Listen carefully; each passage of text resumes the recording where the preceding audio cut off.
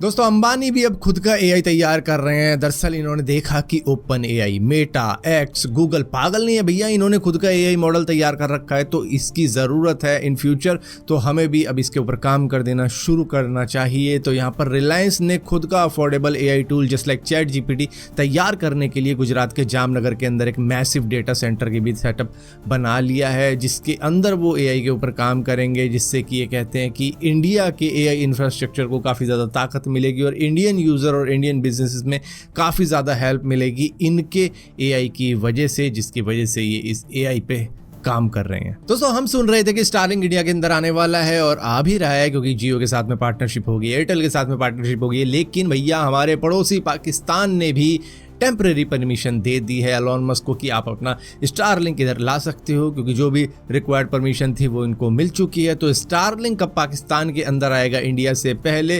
और मैं बता दूं, इंडिया की अगर बात की जाए तो भैया 50,000 रुपये के आसपास का तो सिर्फ स्टारलिंक का सेटअप है, जो इंटरनेट चलाने के लिए ज़रूरी है, जो डिश एंटीना वगैरह है इनका, वो जो कि पाकिस्तान के अंदर 1,70,000 रुपये का पड़ने वाला है।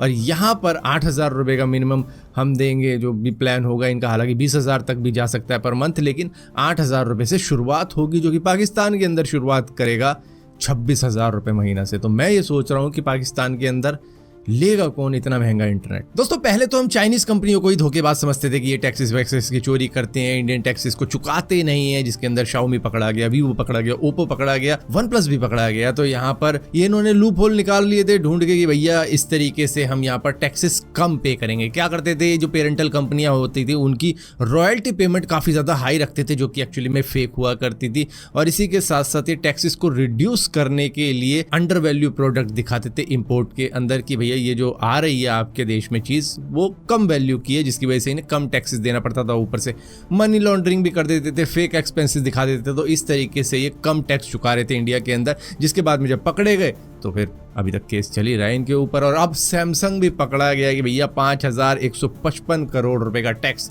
जो कि इनको पहले चुकाना था और कुछ टैक्स डिस्प्यूट चल रहा है, और उसके ऊपर 100% का अब फाइन भी लग चुका है। तो मतलब कि इनको अब काफ़ी भारी टैक्स चुकाना है इंडिया के अंदर। और ऊपर से ये भी पता लगा है कि ये कस्टम ड्यूटी के अंदर फेक डॉक्यूमेंट प्रोवाइड करवा रहे थे, जिसकी वजह से कस्टम क्लियरेंस मिल रहा था इनको, यानी कि टैक्स नहीं देना पड़ रहा था। तो ये भी पकड़े गए हैं जिनसे कोई उम्मीद नहीं थी भैया। तो सैमसंग भी अब कम नहीं है। दोस्तों हम सभी को लग रहा है कि 2025 की तो अभी शुरुआत ही हुई है, मुश्किल से 3 महीने तो निकले हैं, लेकिन व्हाट्सएप ने इन 3 महीनों में सिर्फ जनवरी के अंदर 99 लाख व्हाट्सएप अकाउंट हटा दिए हैं इंडिया के, मतलब जो इंडियन यूजर्स हैं उनको हटा दिया है, क्योंकि यहाँ पर कई सारे लोग फ्रॉड भी हैं इसके अंदर, जो साइबर क्राइम करते थे, फ्रॉडस्टर थे। और मुझे तो ये समझ नहीं आता कि 99 लाख नंबर इन्हें मिल कैसे जाते हैं, लेकिन फिर भी इन्होंने इस तरीके के कांड करने के लिए नंबर किसी तरीके से जुटाया और क्राइम किया। और इसमें से कई सारे लोग ऐसे भी हैं जिनको कई सारे लोगों ने रिपोर्ट किया होगा, जिसकी वजह से व्हाट्सएप को ये एक्शन उठाना पड़ेगा कि जनवरी के अंदर 99 लाख, ऑलमोस्ट 1 लाख ही कम था, वरना 1 करोड़ हो जाते,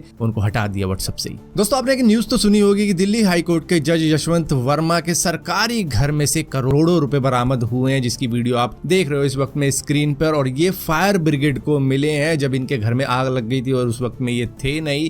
तो यहाँ पर इन्होंने साफ साफ डिनाई कर दिया, नहीं यहाँ मैं नहीं रहता था और ना मेरा परिवार रहता था, ये पता नहीं किसके पैसे, मेरे तो है नहीं, उल्टा मेरी तो ट्रांसफर हो चुकी है इलाहाबाद हाई कोर्ट के अंदर। जबकि यहाँ पर कई सारे इलाहाबाद के लॉयर का कहना ये है कि इनके घर में जब कैश मिला, और वो आग लगा हुआ मिला था फायर ब्रिगेड को, क्योंकि इनके घर में आग लगी थी तो फायर ब्रिगेड आई थी उसको बुझाने के लिए, और उनको ये कैश मिल गया कि अरे भैया इस घर में तो ये भी है जिसमें आग लग रही है। तो यहाँ पर उसके बाद में इनका ट्रांसफ़र हुआ है। तो उनका कहना ये है कि ये शायद इन्हीं की कोई प्लानिंग रही होगी कि भैया किसी तरीके से निकल जाऊँ जिससे कि मैं बच पाऊँ। लेकिन दिल्ली पुलिस के कमिश्नर संजय अरोड़ा ने ये वीडियो प्रूफ के तौर पर शेयर करी है सुप्रीम कोर्ट के अंदर कि भाई ये लिया बेटा,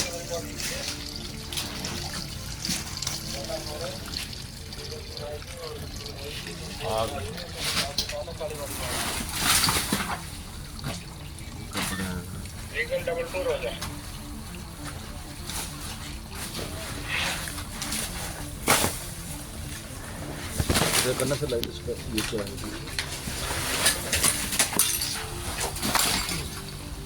सब कर दे सब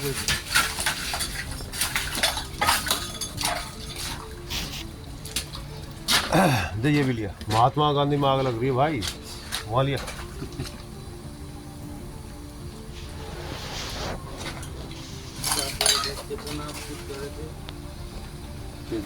ये भी लिया बेटा।